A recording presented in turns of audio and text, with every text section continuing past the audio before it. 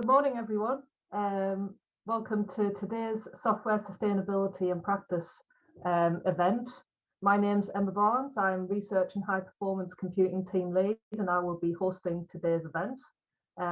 We have four great speakers today who will be talking about various topics relating to software sustainability and practice and open research.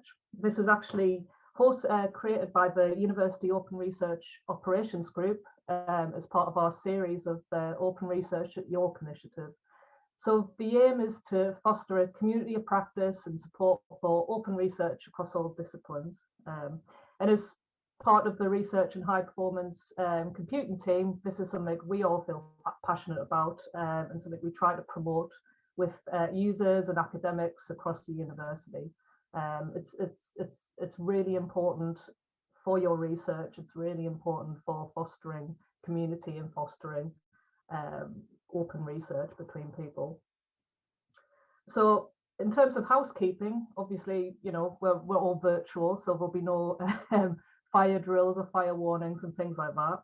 But just to give you an outline of what the day will be, we will have our first speaker soon, and I will introduce them, and we're going to leave questions at the very end. So there'll be a Q&A hosted at the very end once all the speakers have spoke. There is a facility where you can add your questions, and you can also upvote. So if you particularly like a question, please upvote and we'll ask it. Leading on from that, so I'll introduce our first speaker. So we have Professor Simon Hetrick from the Software Sustainability Institute, and he's Deputy Director there.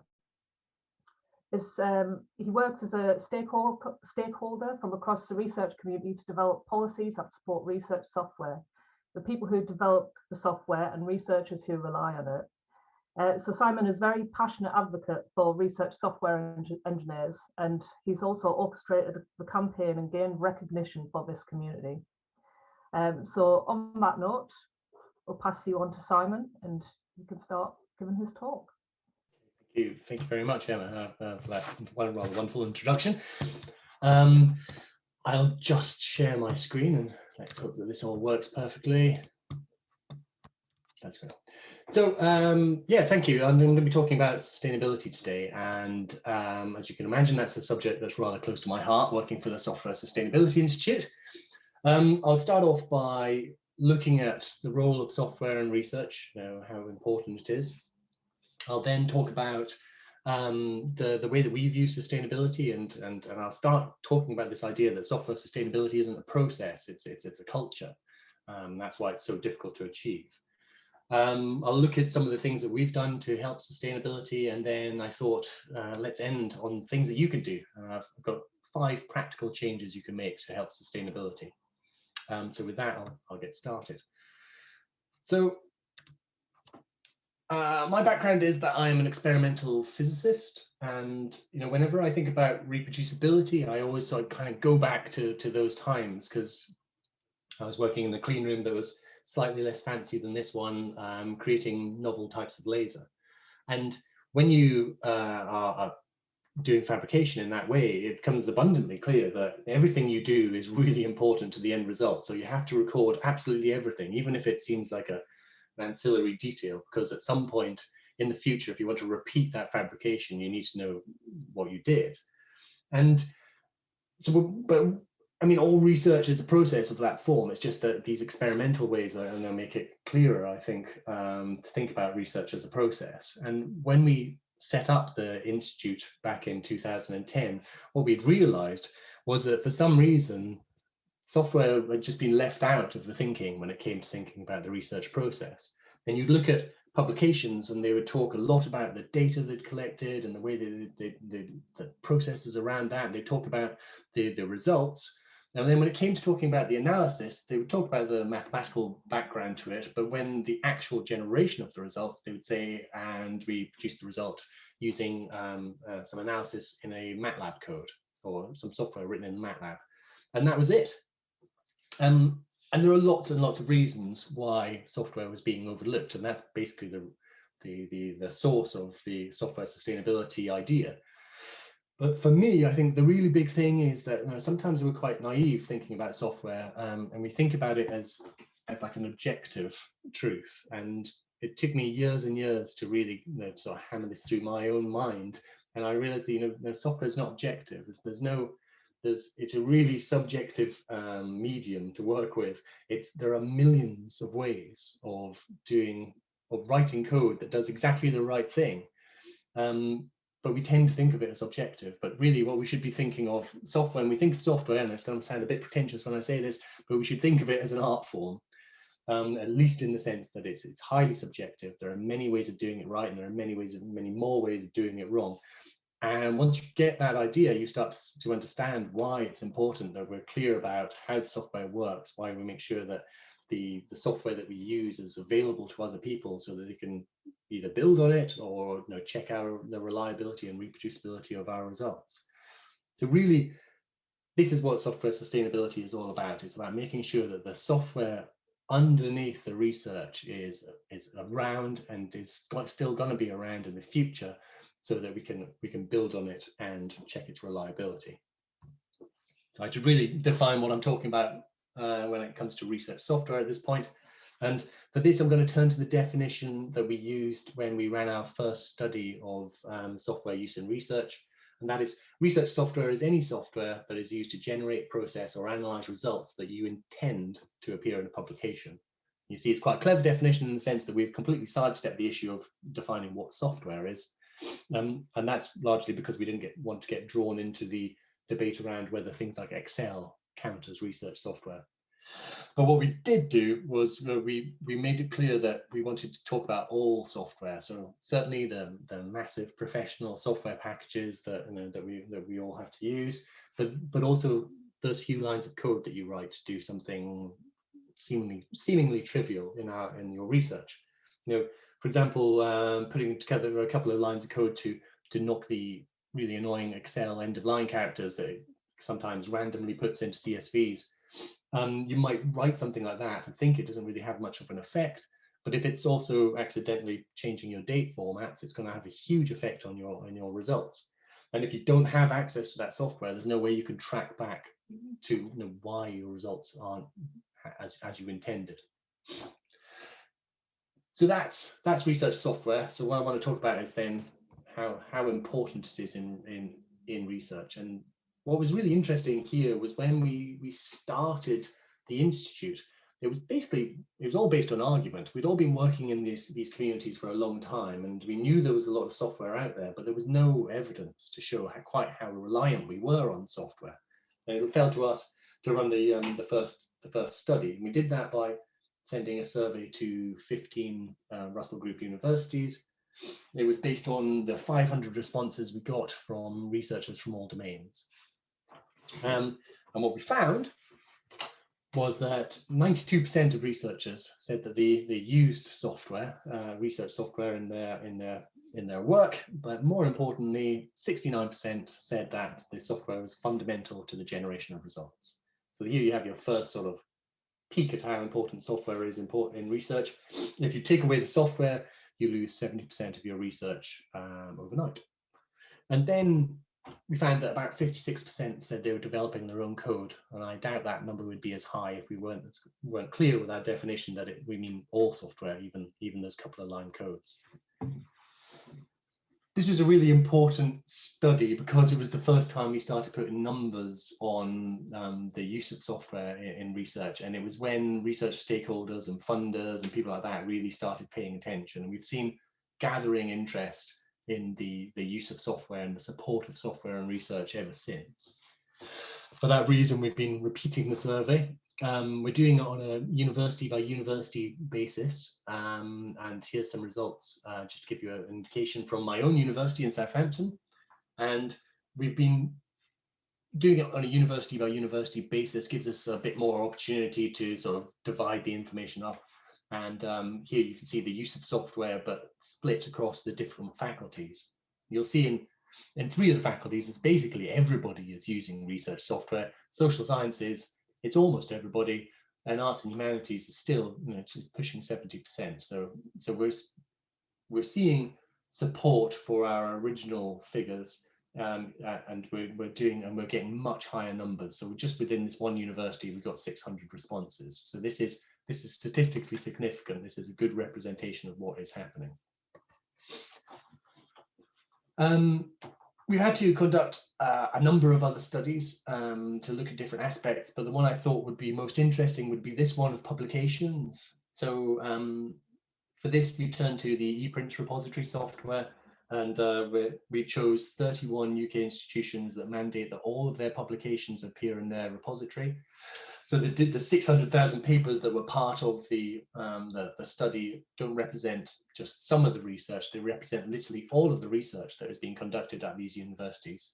And we did some text mining looking for software reliant terms. So, and as you can see, you know, the growth is really quite staggering. And I think this shows two things. One is that there is more software being used in research, but I think even more importantly, I think it shows that people are talking about the software they're using. I kind of hope that part of that is down to our work, but also the other research stakeholders who are so invested in making sure that software is being used properly. And then we need to start looking to the future. And it's only going to get worse. So software is being adopted rapidly across all domains, and the software that we're using is changing. When you start to get to things like machine learning and artificial intelligence, you're really getting this sort of black box software where you take your data, you feed it into something, and you get your results out. And it's really important to know what is happening and how that data is being manipulated to produce these results. So all of these issues around the amount of software that's being used, the knowing whether the software is working properly, ensuring that the software is there in the future to be used by others and to be checked by others, and the entire culture around software, and that's what software sustainability is all about. And I thought the best way of kind of describing how complex it comes is to talk through the way that software sustainability has evolved for us as an institute over time. So it started off back 2010 when we thought, you know, we set up the institute and we thought the way that we can really help lead to, you know, create better software would be just simply by getting our software experts. We had software engineers and letting them work for other researchers. You know, we'd identify important codes, we'd identify, you know, growth areas in research, and we'd get our people working in those areas. And it worked really well. It worked incredibly well, but we only had sort of around about 4 or 5 software engineers at that time, and there are 210,000 researchers in the UK. So it wasn't a solution that was going to scale. We realized quickly that, you know, we needed to work on awareness, because lots of people weren't really aware of either their reliance on software or the problems that could arise from that. So we started putting a lot of effort into our communications. We have a very popular website and blog nowadays, which shows the sort of long-lasting worldwide interest in this subject area. We attended events, we ran our own events, and then sort of had to keep this community together and keep everybody talking, because the more people that knew about the importance of software, the more people that would go out and tell their own communities. We could sort of virally get the message out. The next thing that became apparent was that there was a real demand for skills. We tend to there's very little programming training in undergraduate courses, and even less software engineering training. And then you start your PhD and suddenly you're meant to be this fully fledged and really effective software engineer. And there's a gap there. And that was the gap that, you know, that we tried to fill with training. And I'll talk about software carpentry fairly soon. But also more than that, there were careers, there were roles missing for people who had these skills. And I'll talk about the Research Software Engineering campaign in the next couple of slides as well. Then you'd start taking all of this information that you're learning about the way that software is used in research, and you take it into one domain and it works, and you take it into the next domain and they talk a completely different language. So we realized we had to start tailoring our message for each of the different disciplines and each of the different domains within those disciplines, because everybody sees research slightly differently. We had to basically work on the communities that are around in research and help them support them and work out how we could best work with them to improve the software that they were using. And then finally, to get around to everybody, we needed to start changing the policies that are used in academia.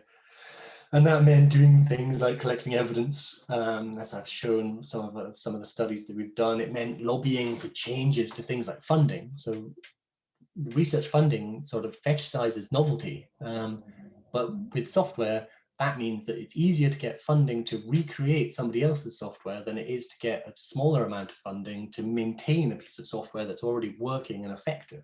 And that's obviously a perverse system to have created, so we lobby for changes to things like that. And then finally, we get to things like incentives. Ultimately, you can't change the way that people are working unless there's an incentive to do so. If the researcher who rushes through their software and gets a result, gets that result published, then gets the benefit of that, having that publication, we're not going to be able to convince researchers to take more time over the software, so they're publishing the result rather than a result.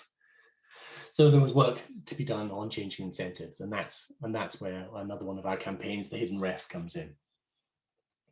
And ultimately, that's how the software sustainability is organized around 5 teams, each of which work in these different areas. And the reason that we've had to sort of spread ourselves out in this way and to have all these different areas of interest is that we found ourselves in the game of changing culture. Software sustainability, it's not a checklist. It's not something you can just make a couple of tweaks to the processes you're doing. It's completely embedded in our research culture, and we're actually having to change that culture to make it care more about reproducibility and reliability than it currently does. And that's not a slight on the researchers themselves, it's a slight on the research systems that we've created around the researchers. And it came as something of a shock to realize that we were in the game of changing culture, because we were all a bunch of physicists and computer scientists, and that doesn't come naturally to us. So to talk about some of the sort of campaigns and some of the things that we run, I thought I'd start off with the fellowship, because that comes back to this issue of us being computer scientists and physicists, yet having to work across the entire research community. And what we found was it was so much more effective for us to go out and start this fellowship where we could select people from all different domains and all different backgrounds, and they would become our intelligence from those different domains. Originally, we wanted them just to convey back information about what was happening with software in their areas, but it's been built into so much more than that. They're now like informal members of the Software Sustainability Institute. They run training themselves. They write materials that will help people. They run events. They do lobbying on our behalf, and something that shows how effective we are at selecting future leaders is that many of them are now in very senior positions in universities and in research groups. So the fellowship is basically it's the software sustainability army that is helping us change culture across all domains. When it came to training, we had we sort of had a look around to see what was available, and we found software carpentry, which is now called the Carpentries because it's a set of different courses. And it gave this introductory lesson in software engineering, a 2-day course specifically designed for researchers. And we've always had this mantra of collaborate, don't compete. So it seemed pointless us writing our own materials. So instead, in 2012, we became the UK coordinators for software carpentry. In the first year, I think we ran 2 or 3 of these courses. And in the last year that we can count, which is 2019, we ran 80. So we've really scaled up the amount of these courses that are available, and are training thousands of researchers in the very basics of software engineering. This course doesn't turn you into a professional software engineer, but it does give you the foundation upon which you can build, and it starts to get across some of the major issues about the way that software is engineered in academia, and it helps. And then we come to a campaign I started back in 2013, which is still the single thing that I'm most proud of in my professional career, and that is that we we identified that there was a role missing in academia. There were people who were recruited to write software, and they were generally put into postdoc positions that are judged on the number of publications you write and the amount of funding you bring in. But these people were writing software and not doing that. So we were locking our software engineers into dead-end positions because we didn't have a formal role for these people in academia. So we started the campaign for research software engineers. And we now have a new role in academia. We have thousands of RSEs in this country, around about 10,000 around the world. They have their own learned society. There are 29 UK universities with RSE groups, but most importantly, there are many thousands of people being recognized for the work that they do rather than that work being hidden. And that means we're retaining staff, so we're keeping the good people, and we're recruiting more staff. So there's a vastly increased range of skills available to researchers in the UK. And then finally, to talk about some of the work that we've been doing, I really want to raise awareness of the hidden ref. And this is our work around incentives. A good way of showing why this is necessary is to look at the last ref, which is the research excellence framework, and it's the way we assess the impact of research conducted in UK organizations. It's really important. A lot of funding is based on the back of how well you score in the ref. In the last ref, which was in 2014, there were 191,000 research outputs submitted. Now, we know that 70% of research is reliant on software. So when we look in the software category, we're expecting many tens of thousands of research outputs, and there were 38. That's obviously massively unbalanced. And it's not just with software, it's with data, it's with many other ways of contributing towards research. And that is because our current way of incentivizing research by measuring success is completely biased towards publications. So we set up the Hidden Refs competition. It closes on the 14th of May, so we're quite close to the deadline. And you can submit absolutely anything that contributes towards research success, unless it's a publication, at which point you can't submit it.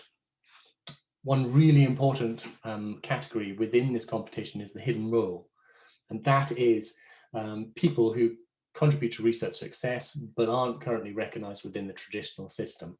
And we're really interested in finding more of these roles. So please take a look at the Hidden Ref website and submit your work. And because the more submissions we get, the more evidence we have to lobby research stakeholders and to change the way that research success is judged. So I'm slowly running out of time, but I do quite quickly want to say that, sort of just skim over a few points, a few things that you can do today to help with sustainability. So it's really important that you take a look at the work that you're doing and identify the software that you're using, regardless of whether it's a couple of lines or a million lines, and then be explicit about that use, that software, and the way that you use it in grant applications, publications, basically anything you do. If you feel that you could do with an introduction to software engineering, then attend a course. And obviously, I'm going to suggest the carpentries. They're based. Most of them are free to attend, and get your colleagues and partners to attend too. Once you've identified your software, it's really important to put it in a repository so it's saved somewhere, and you can access it easily. And give it a license so people know what they can do with that software. And now that it's nicely available, it'd be really useful to get somebody else to cast their eyes over that software and try and get them to run it, because that's when you really realize quite how difficult it is to write software that works for everybody. And then finally, talk to your local RSE group, your research software engineering group, because they are the experts, and they'll be able to give you tons of free advice and tons of help with the software that you're using. If you're one of the unfortunate universities that don't have an RSE group, then it's time to talk to your senior management and ask them why they're being left behind by the 29 other universities in the UK that do have one. Okay, so I'm about a minute over. But I just quickly want to end by saying that, when we talk about sustainability, we often focus on various problems, but sustainability isn't about problems. It's about making sure that this amazing tool, software, is used properly, and that then if we do use it properly, then we will advance research across all domains. And that's where you should be focused when you're thinking about software use, about the power it has to improve the research that we conduct. Thank you. Thank you, Simon. That was brilliant. And it's great to see how software sustainability and the role of RSCs has improved over the last number of years. So that's really exciting. So I'm going to introduce our next speaker, and this is Emma Rand, who is a senior lecturer in the Department of Biology at the University of York, and is also a fellow of the SSI, so the Software Sustainability Institute. Emma teaches data analysis and reproducibility and analytical pipelines to all students of all levels and research professionals. Thank you for that very interesting talk there, Simon. I will be talking briefly about the fellowship, but not too much.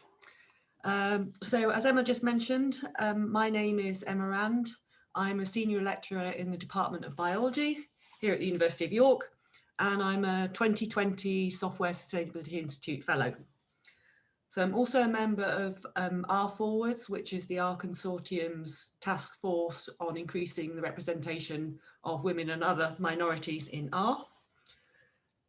And in this talk, I'm going to discuss some of the ways we can plant the seeds of sustainability in software practice to those people who do not see themselves as software developers. Oops, I'm just trying to move my slides on here. There we go. So I'll start off by just talking briefly about my role and what I do here at the university and a bit more widely. And then I'll give an overview of what I see as the challenges in trying to introduce, in promoting software sustainability in my role, and give some of the approaches I have used to try and meet these challenges.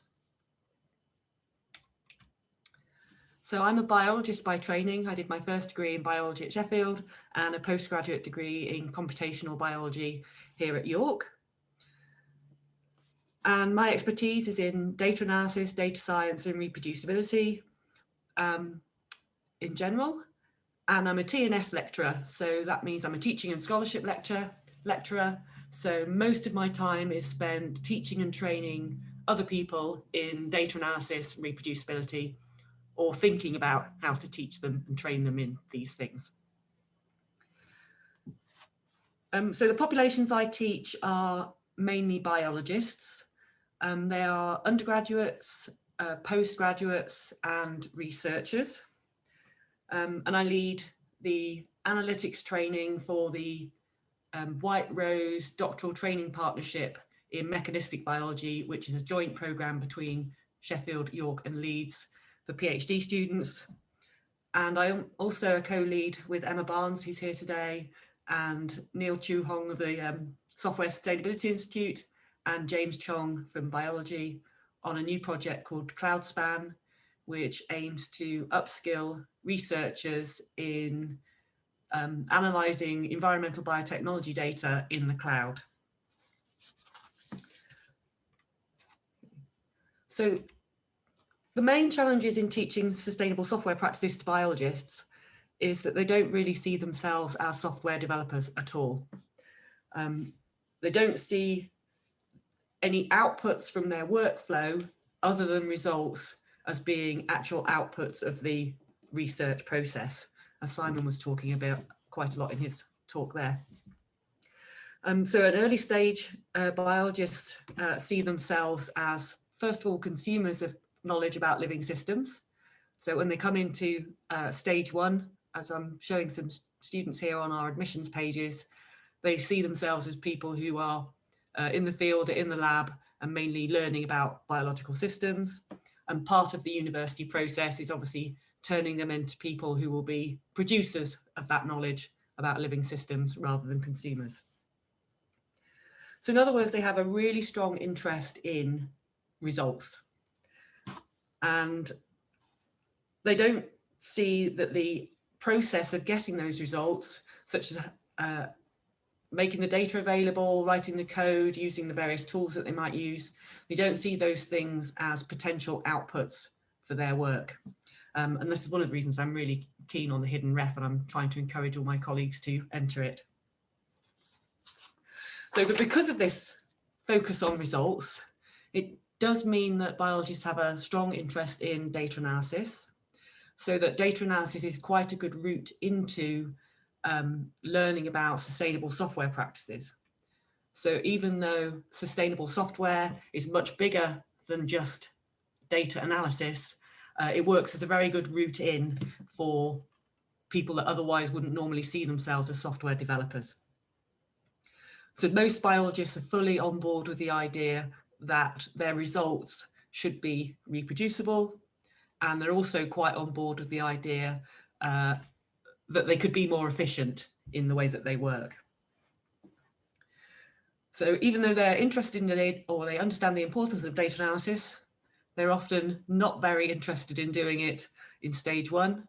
So when I ask my first year students whether they'll enjoy data analysis, I get the response back that 70% of them are going to disagree, or probably disagree, that they're going to enjoy data analysis.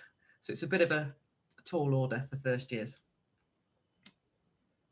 So how are we going to embed features of sustainability into a curriculum with some rather reluctant future software developers?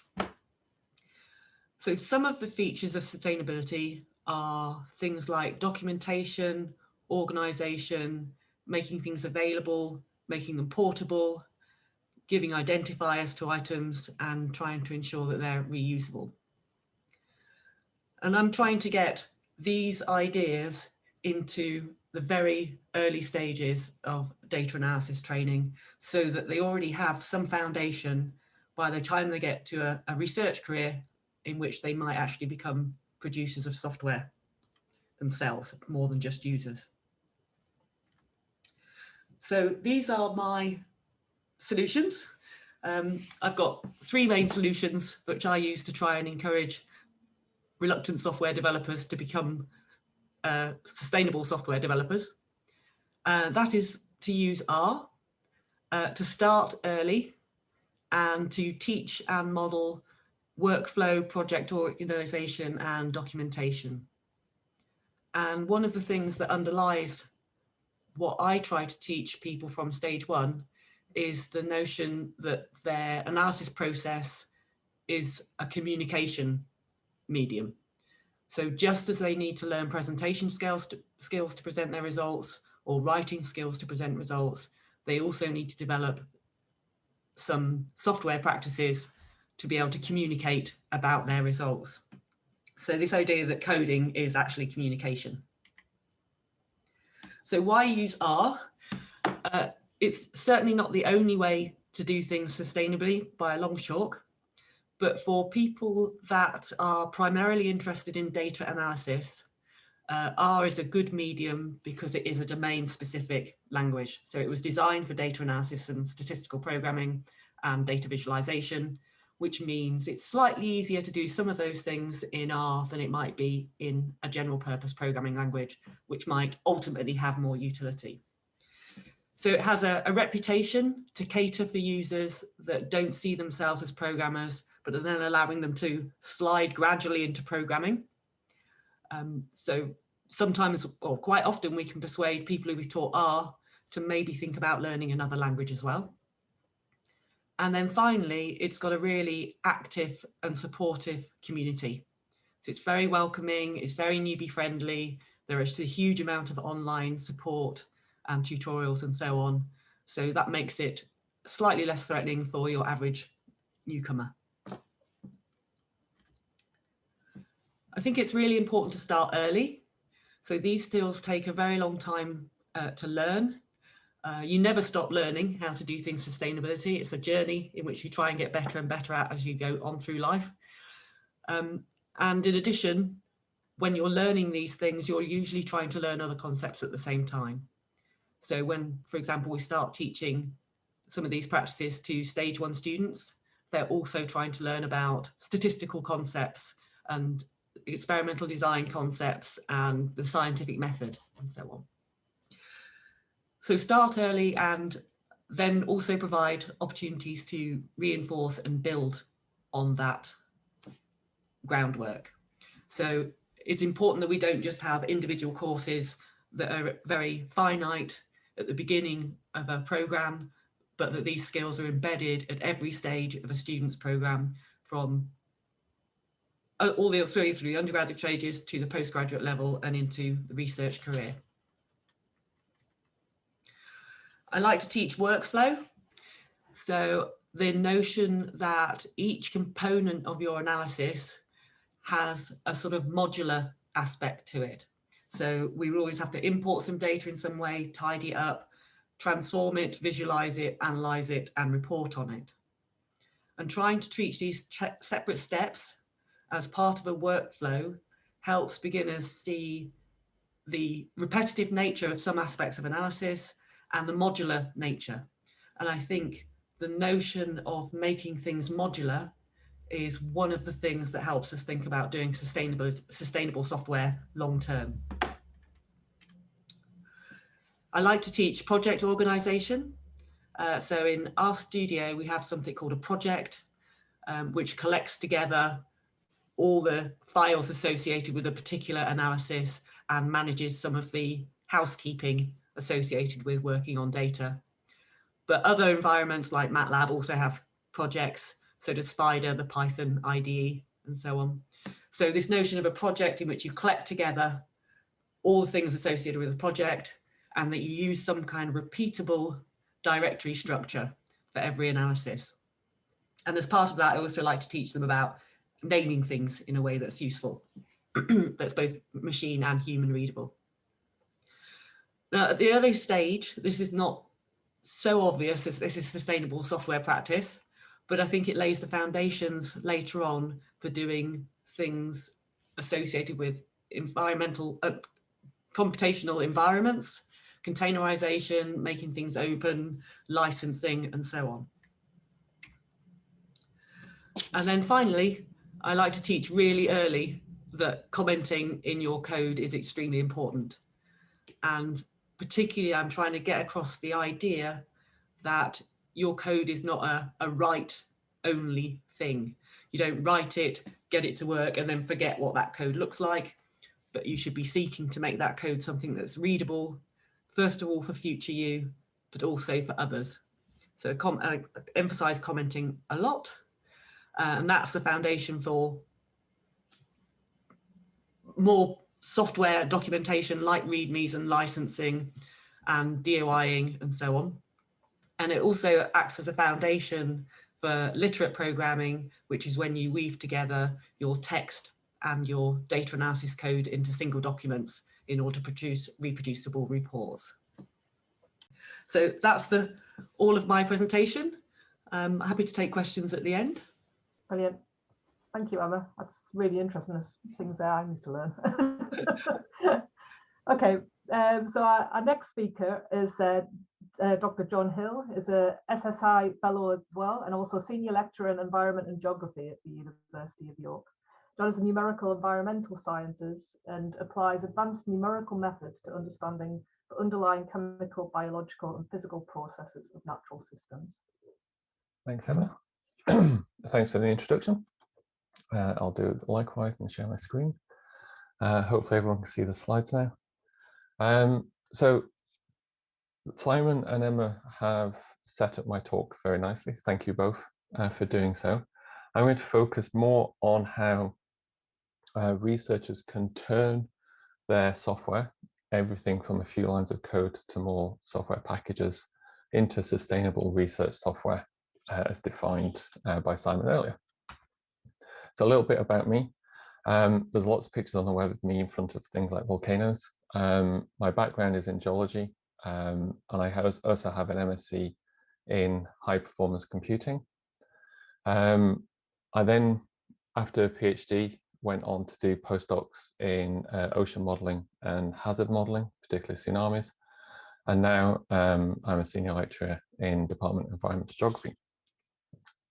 Throughout, from PhD onwards, all of the research that I've done has used software as a major role within producing the scientific output. And by doing, what I mean by that is I have written new models or used existing models to carry out and answer scientific questions. So things like, for example, simulating tsunami waves passing through a mangrove forest, where mangroves here are just cylinders, but looking at how you can quantify the impact of such structures as a defense. looking at how tsunamis might have happened in the past. This is a video of the Storegga tsunami 8,000 years ago in northeast Scotland, and using that long-term view as a way of answering long-term hazard risk from such event. And the only way we can look at this long-term view is to look at the past. 8,000 years, you know, it's a long time ago. No one alive now is there today. So using software modeling is the only way we can get quantitative information from areas where data is lacking. So software is basically fundamental to everything that I do as a researcher. So back in 2016, seems a long time ago now, I applied to be an SSI fellow. My project was around a two-pronged approach to do the kind of things that Simon talked about. So one was to kind of embed sustainable software terminology into research talks, posters, when I went to conferences, make sure I talked about things that make software sustainable, community, testing, revision control, and embed that into and alongside the science I was presenting and the research I was presenting. The other strand of the project was to run workshops around good enough practice. And this was inspired by a preprint at the time, now a paper in PLOS Computational Biology, about this idea that things don't need to be perfect for them to be put out there for other people to use. So things just need to be good enough in order for you to get into that kind of mindset of writing sustainable software and reproducible research and reproducible software. So I ran a couple of workshops around this, focusing on, rather than biology, as in the paper by Wilson and et al., but in the geography kind of environmental area, which is probably not seen the kind of community of open software practice that the biologists had seen back in 2016, 2017. And the last thing about what I do is most of the software that I use day to day is open source. That's everything from my operating system, which is Linux, through to things like visualizing PowerView, GIS, Python. Everything on this side of the screen on the left is software that I use regularly but don't really contribute to. Everything on the right of the screen is software that I've helped develop in some way and released as some form of open source software. So Fluidity is an ocean modeling, Fluid Finite Element, Fluid Dynamics package, SuperTree Toolkit to do with phylogenetic software, hierarchical raster data set as a way of loading in different types of raster data into a model, QMesh, which I'll talk about later, and CAST, which is a new model I'm just starting to write. We'll have a PhD student working on in September to do stratigraphic forward modeling.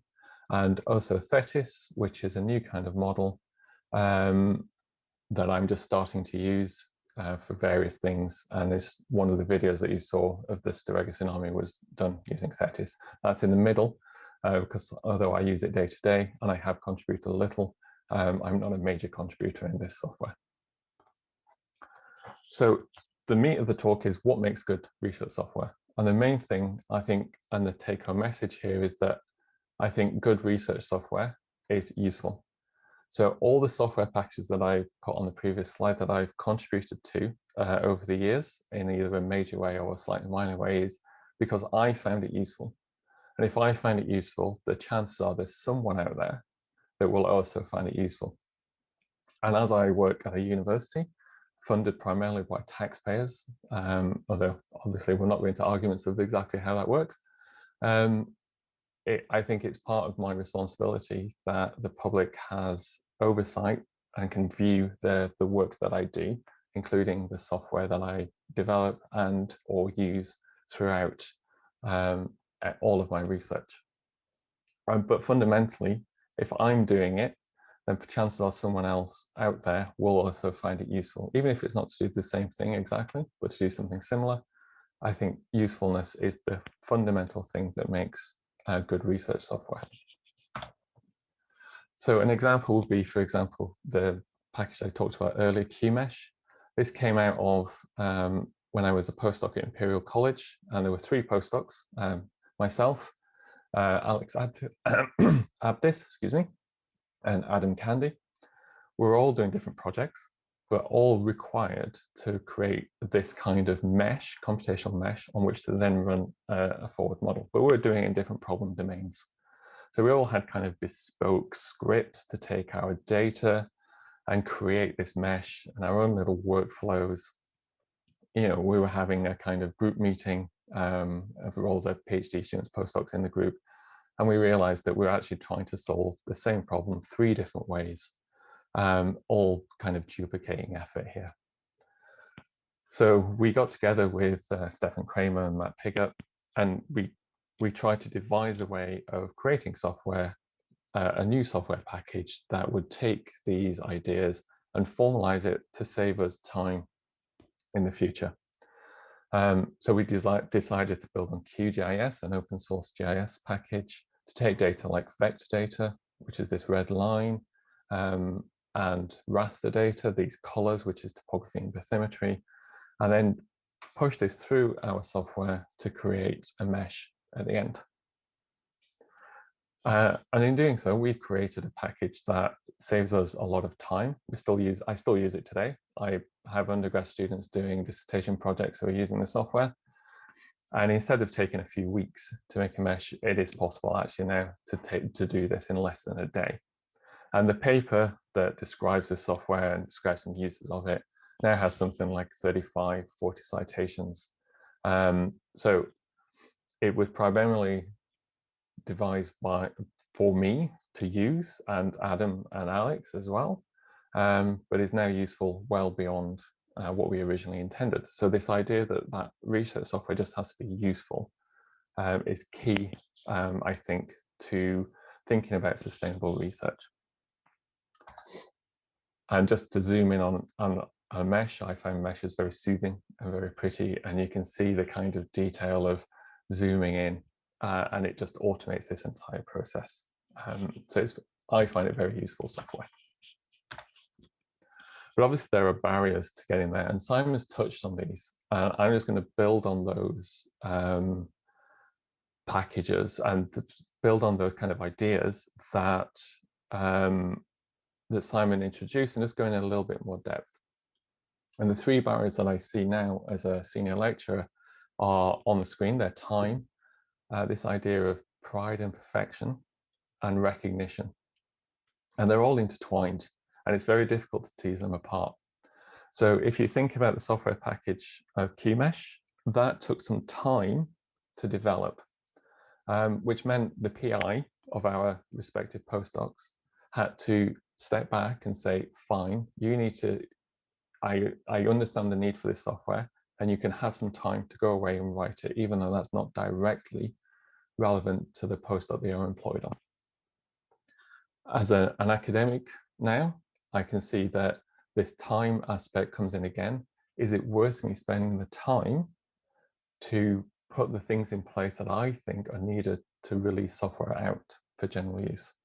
And that feeds into this pride perfection idea. My name's going to be attached to it. Am I going to damage my academic reputation by having lots of bugs? Is it going to be good enough in my value system to be out there? And that then feeds into the 3rd part, which is recognition, which Simon touched on a larger scale in terms of ref and papers and all of that. But there's also recognition that you need time to write software, and that comes in from supervising PhD students and making sure they have enough time to write the software, and postdocs and undergrad students as well. But also that recognition from the academic community that it takes time to write software, and it's not done for free, which means on grants, you need sufficient effort to be able to write software in a good and sustainable way. So these all feed into each other, and it's very hard to pick them apart. So I think Simon's touched on one of the major aspects that I was going to bring up, which is the central part of this is a cultural shift. We need to shift academia away from this narrow-minded mindset of recognition to progress as a researcher comes in the form of papers and grants. And actually it can be much wider than this. So the Hidden Ref initiative is great. It starts that cultural shift, but that is going to take time. And it's perhaps a problem larger than academia itself.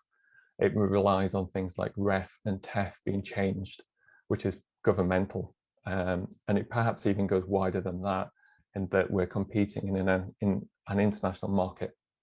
So how other countries organize research will also play into this. And that feeds into that recognition.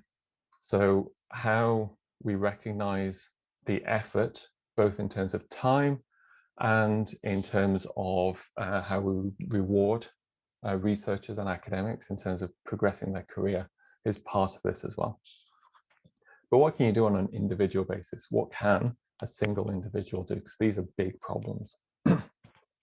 So I think one of the things you could do is start to develop a little checklist for an individual that takes them from some code that they've developed into something that's approaching research software. So this is my example checklist. So hints and tips to a good enough release.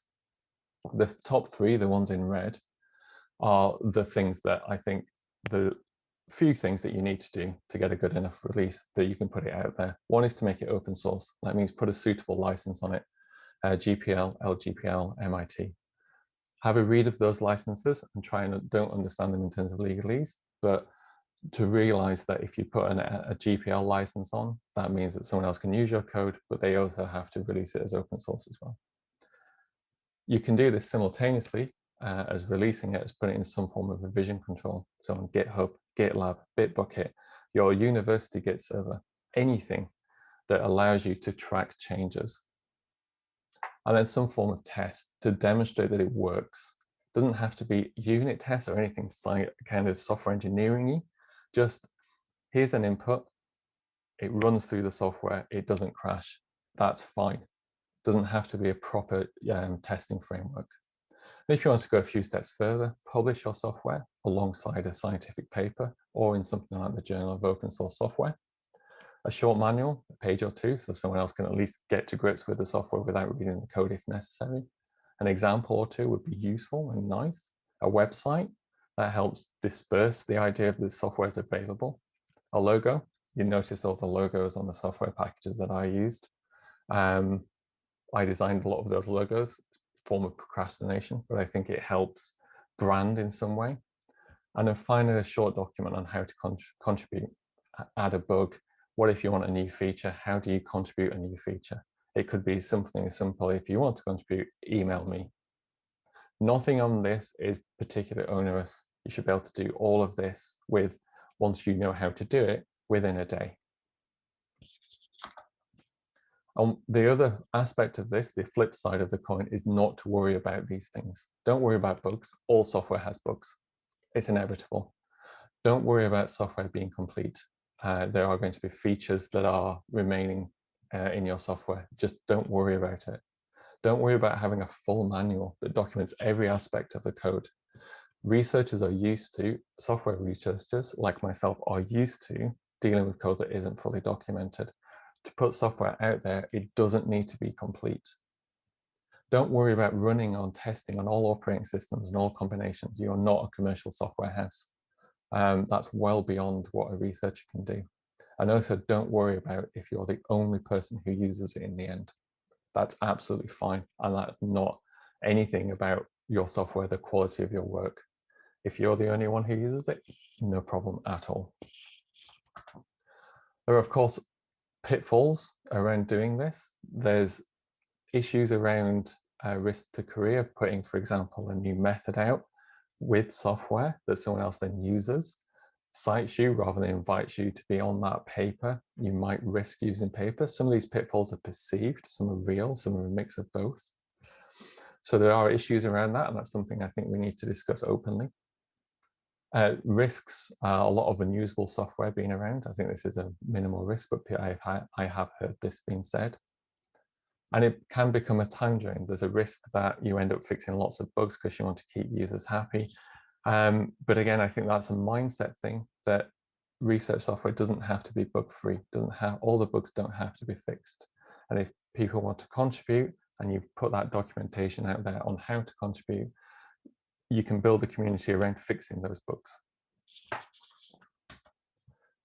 So hopefully that is kind of some of my thoughts around how to shift research software from just living on your laptop or your desktop out into the wider world so it's useful. And I think the take-home message I really want to put across is that research software just needs to be primarily useful. It doesn't have to be perfect, and it doesn't have to be of commercial quality. And I think Simon touched on this, and I agree completely, that a culture shift is required within academia itself. And that starts at releasing software, but then has to filter up all the way through to how we are measuring success within academia and for research. And part of that might be around managing expectations of what software can do, the time it takes, and what the recognition is. So I'll leave it there, and thank you very much. Thank you, John. I can certainly relate to the perfectionism side. When I first started out, it's blocked me from doing a number of things. Okay, so I'm going to introduce our last speaker. It's Dr. Peter Hill, who is an EPSRC RSC Fellow at the York Plasma Institute.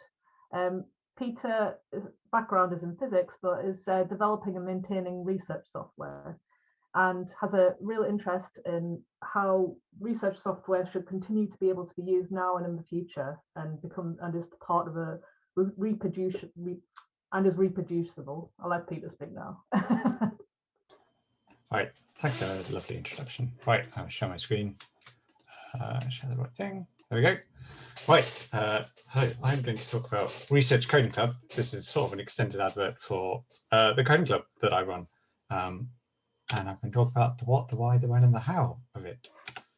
So first off, what is Research Coding Club? This is sort of our mission statement. We are an informal group for people who work with research software at the University of York.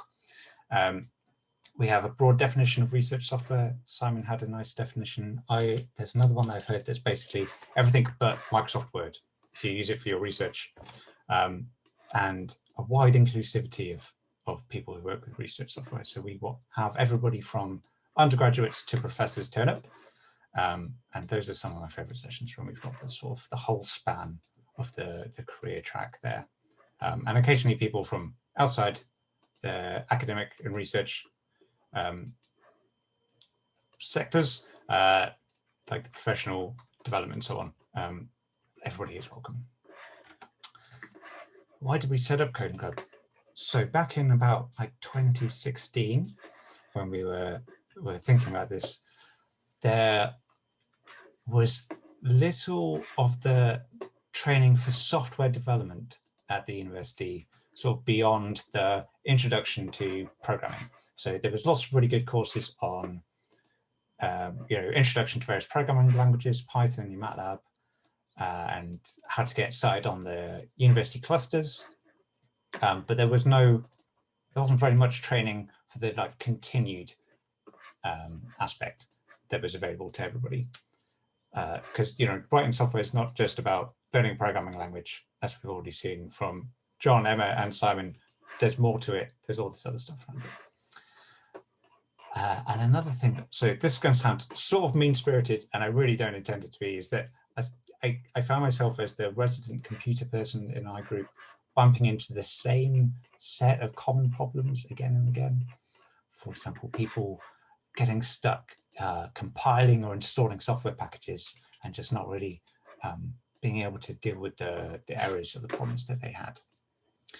And if there's one or two people that have a problem, okay, you can teach them that. But if there's a whole group of people, maybe there's something systematic, and sort of lots of us who have not had formal training have learned all this stuff. We've had other opportunities to learn all these things, mostly from breaking things and then having to fix it ourselves. And those are quite hard-won lessons. Maybe there's actually a better way we can teach people about installing software packages than having them break their computers and need to fix it. And as I said, we wanted something that was inclusive of everybody, because this isn't just people starting out on their academic careers. these are postdocs and professors as well, encountering the same sort of problems. And so we thought, okay, hang on, maybe there's something we can do here.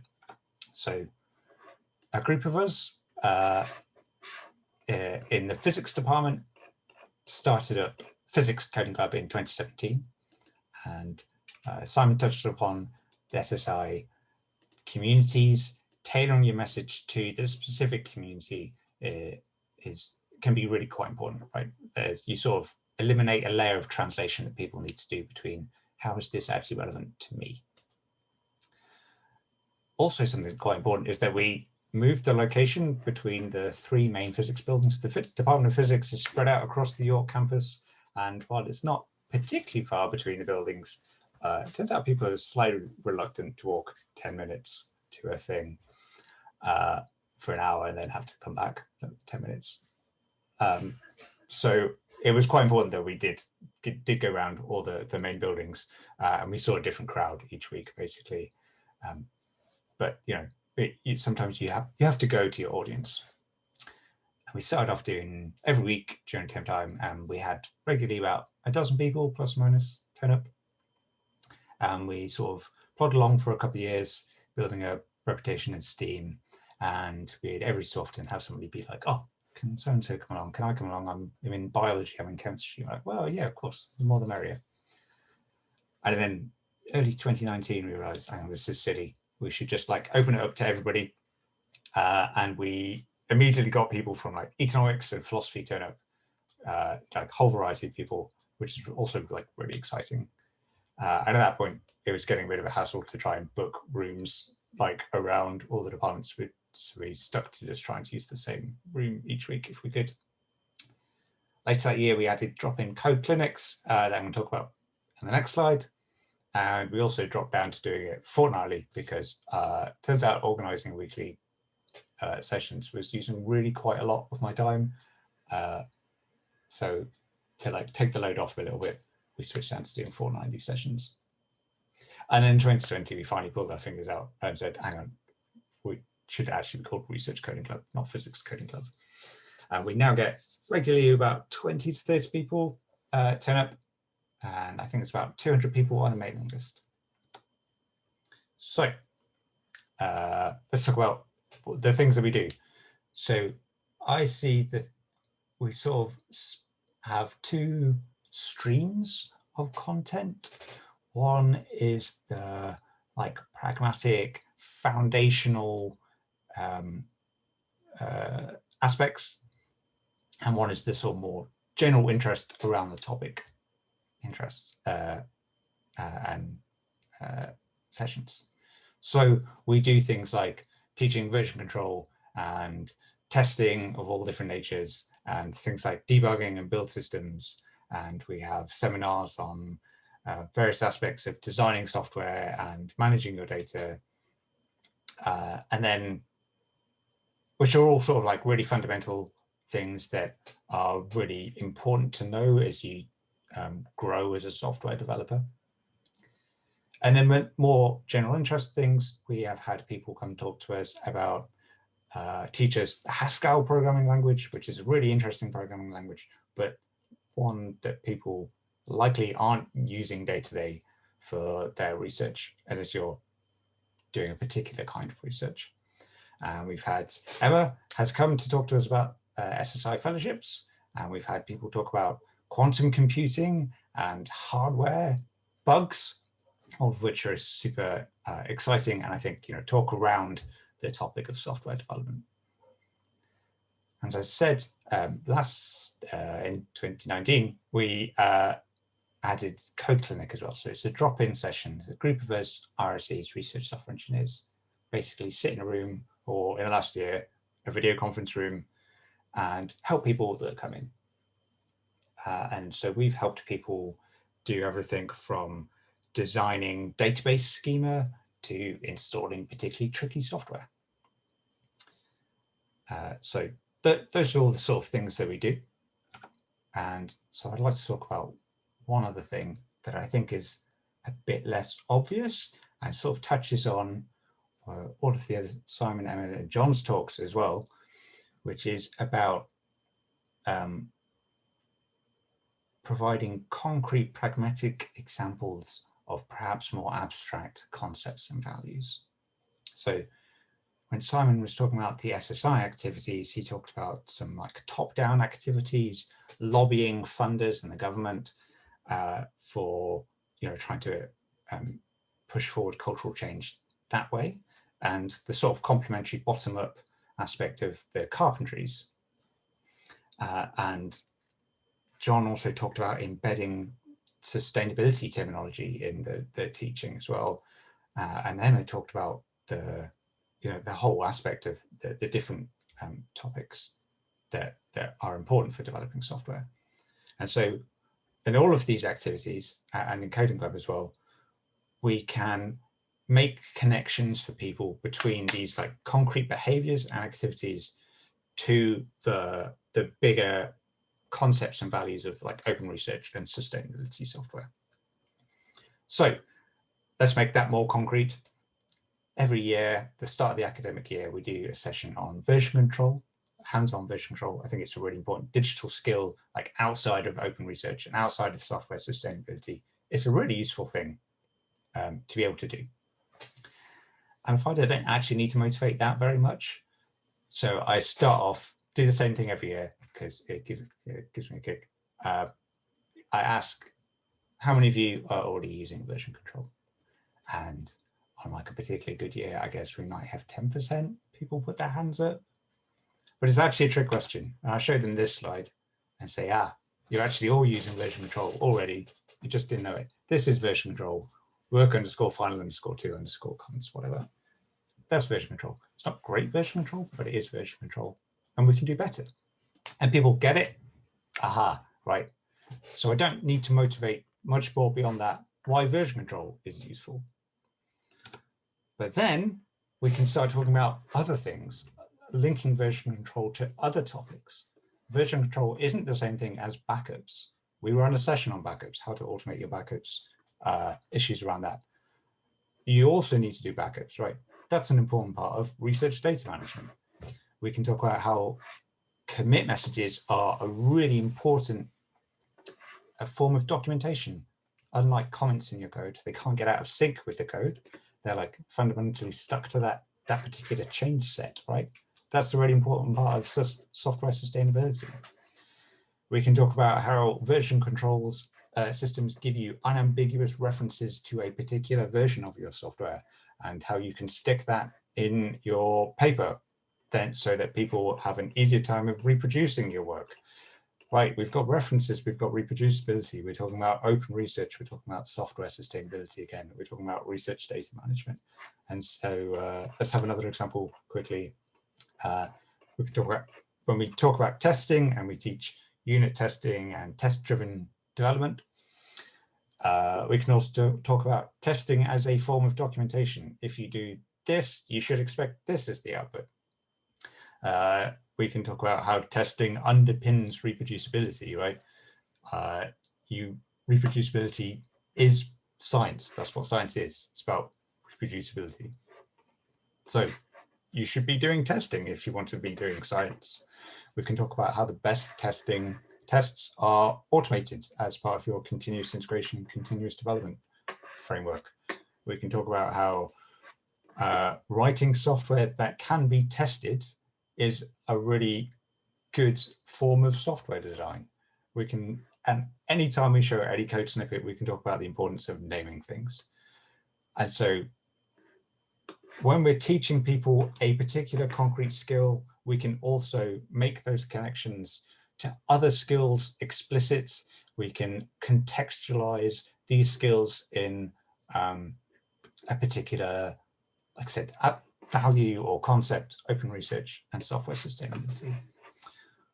Okay, that's me done. Research Coding Club. It's good, it's fantastic. You should come along.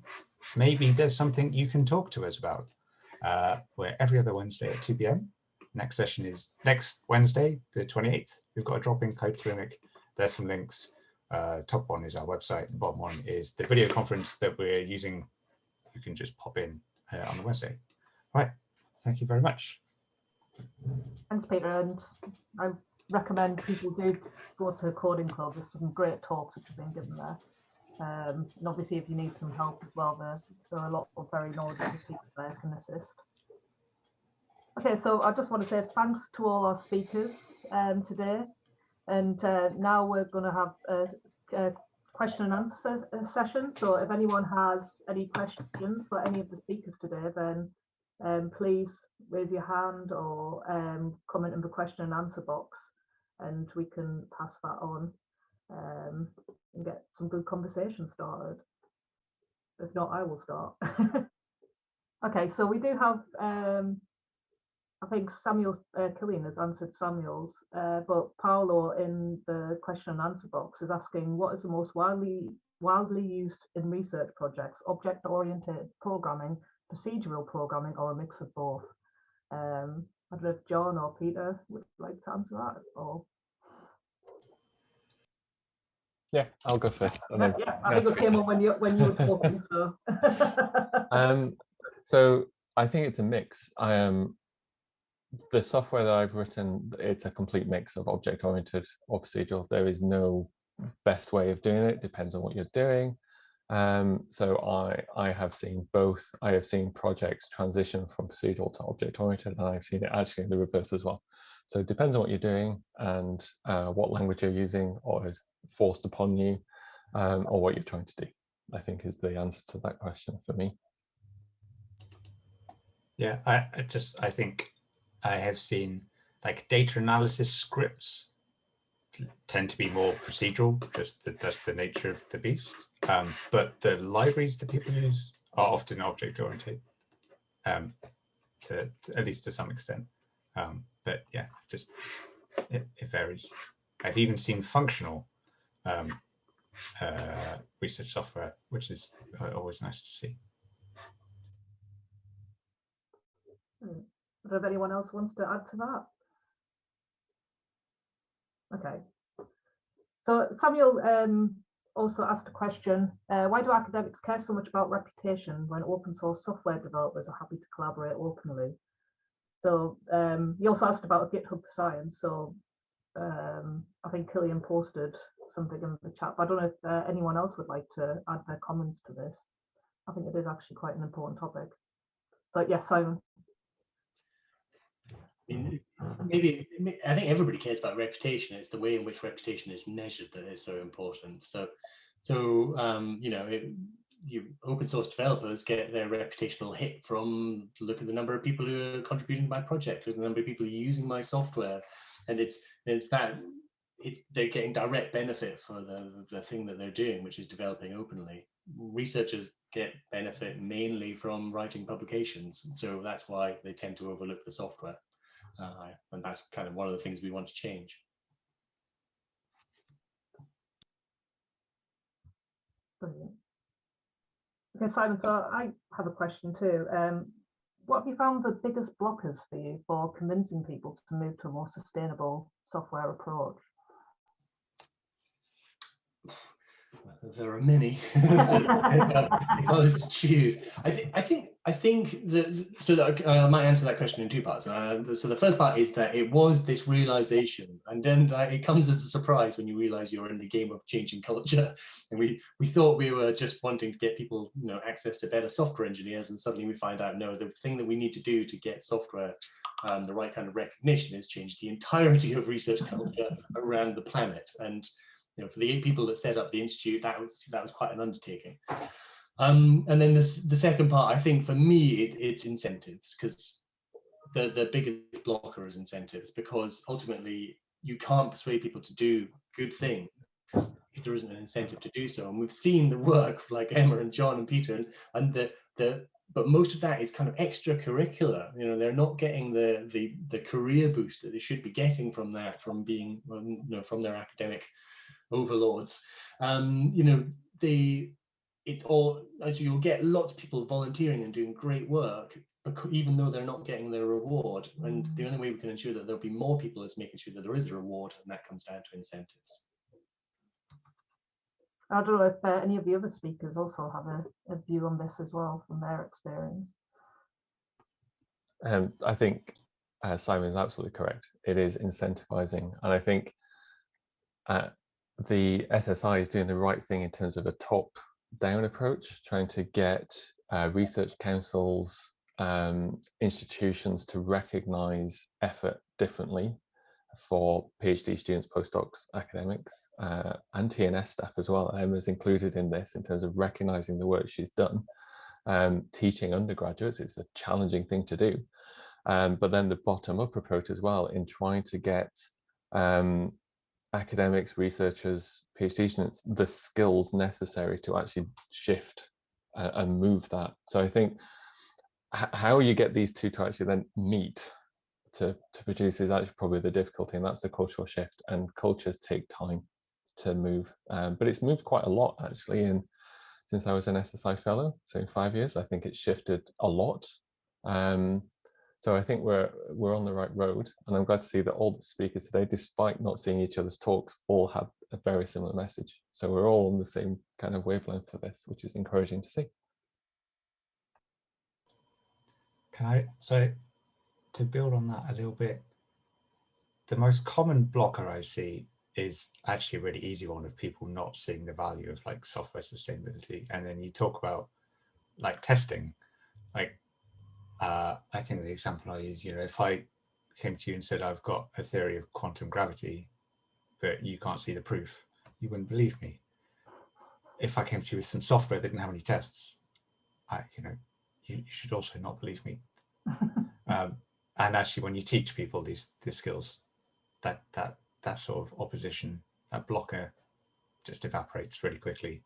And it's the more sort of people that don't see software itself as important that's the harder, but much rarer.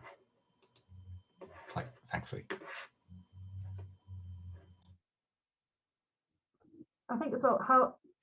So another question: how do we get universities on board in terms of RSE careers, hidden ref, and things like that? I mean, I know most of you are part of the same university as me, but but I think that's really important as well, from a top-down approach, certainly on the university level. The question was, how do we get universities involved? Yeah.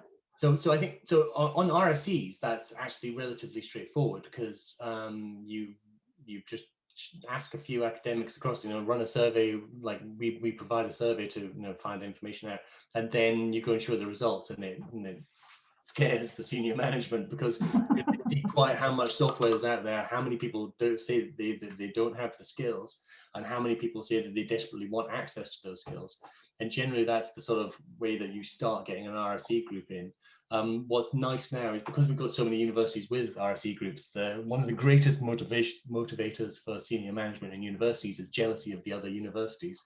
So you can say, everybody else is doing it, you need to do it too. And that kind of works quite well. I'm making it sound simple. It's still not simple. There's a lot of hurdles with the way that these people are recruited and finances are dealt with and all that sort of stuff. But basically that's what gets the ball rolling. To get them caring more about software sustainability, again, it comes down to there being a reason to care about sustainability. You'll see, when we first started up, we thought research funders would be really hard to persuade. We have to change the way that they're providing their funding, but they're not, because they care about the efficiency with which their budgets are spent, and software sustainability helps that. To get the universities more involved in software, I'd say you need to start making them care, and one way is to do things like having parts of the ref or some other kind of evaluation, really focusing on the diversity of research outputs that are out there, not just publications. As soon as they have to start producing a diversity of outputs, they'll start caring more about things like software and data. That's great. So in terms of one of the biggest things I've found is building confidence in people in terms of writing their own software. Emma, I don't know if you probably have lots of experience of doing that with teaching with undergrads, especially in the work you do. Don't know if you have any comments there. Yeah, building confidence is a big thing, and I think actually it's slightly harder more recently than it has been in the sort of maybe 10 years ago, because of apps. So there was a time when we all had to do things, install software on a computer, but everything's so app-based now, people don't know where things are on their computer. And that doesn't seem to be the sort of IT that's covered at school level. Somehow. People are taught how to solve programming problems now, which is great. A lot of people at student support at school level are taught programming concepts, but not what I would consider sort of fundamental computing concepts. And that really puts a barrier for learning anything else on top of that. If anyone else would like to comment on that or have anything to add? Yeah, I completely agree. I mean, the amount of undergraduates I've taught when teaching them, I run a simple land model in one of my modules to look at river and fluvial dynamics. And the amount of times they download a Python file and they don't know where they've downloaded it to. And then just that basic, it's in your downloads folder, but where is that? And I think Emma's hit the nail on the head. It's that app-based mentality of you just download an app, it doesn't matter where it is. So I think those barriers will shift through time as well. So we have to keep on top of this as we're trying to teach, and simple things like that can actually really impact a student's confidence in being able to run a model, which is actually they can do. I know they can do it, but just not having the basic understanding of computing just thinks, oh, the computer's not for me. And it's quite hard then to build that confidence back up to the things that you know that they can do. There's I often have to remind myself there's like about threshold concepts that people don't, until you get to a certain level, it's absolute nonsense and gobbledygook. And then you get past that level and it's completely obvious. And that's something you really just need to bear in mind, that when you're teaching people that, yeah, of course you just open the file. Like that you write the code in the file and then run it. Yeah. But it's not obvious at all. Why would you do that? Like, why would it be set up that way? And so you just need to help people over that threshold, and then they get it. Yeah. Simon, you had your... I just really wanted to say, yeah, I agree with this threshold concept. So you know, as I said in my presentation, I was originally an experimental physicist, and I came in not doing software into the institute, and slowly been teaching myself how to program code. And obviously, I've got some of the best engineers in the world to turn to ask questions. But the thing that I could never get past was, you know, they'd say, oh, well, you know, you should try Python because it's a really accessible language. And I go, okay, I'll install that. And then you're like, well, which one and which version? And then there's different types. And then which library am I using to pull these other libraries in? And it just got more and more complicated. And that's before I had even written a line of code. And it just completely puts you off. And I think that's one of the real benefits of courses like software carpentry, because if you leave with nothing else, what you will leave with is a laptop with all the software ready, installed and running and operating together so you can go off and actually do the thing you want to do, rather than spend hours in Stack Overflow working out why it would work on your computer. Excellent, brilliant. Thanks, Simon. Thanks, everyone. Okay, so is there any more questions from the audience? Okay, so I think we'll come to close this now. I just want to thank all the speakers. It's been really good. I've certainly learned more, which is always great for me.